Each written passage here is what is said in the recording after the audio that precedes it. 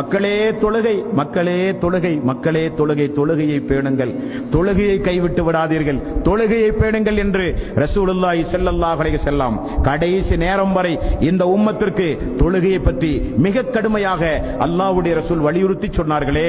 அந்த தொழுகையை தொழாமல் ஒரு மனிதன் வீணடித்தால் அவனுக்கு நரகத்தில் கொடுக்கப்படுகிற தண்டனை அல்ல, கபரிலே கொடுக்கப்படுகிற தண்டனை, அவனுடைய தலை சிதைக்கப்படும். மக்கள் எல்லாம் ஹய்யால ஸலா ஹய்யாலல் ஃபலா, தொழுகையின் பக்கம் வாருங்கள், வெற்றியின் பக்கம் வாருங்கள் என்கிற பாங்கோசை சொல்லப்பட்டவுடன் மக்கள் பள்ளியை நோக்கி ஓடோடி விரைந்தார்கள். அதிகாலை பொழுது எல்லோரும் சந்தோஷமாக உறங்கும் பொழுது அஸ்ஸலாத்து கைரும் மினன் நௌம், தூக்கத்தை காட்டிலும் தொழுகை சிறந்தது என்று அழைப்பு கொடுத்தவுடன் மழை இருள் என்று கூட பாராமல் மக்கள் பள்ளியை நோக்கி ஓடி வந்தார்கள். நீயோ பகல் இரவு என்று பாராமல் உறங்கியே காலத்தை கழித்தாய் என்று சொல்லி அவனுக்கு கபரிலே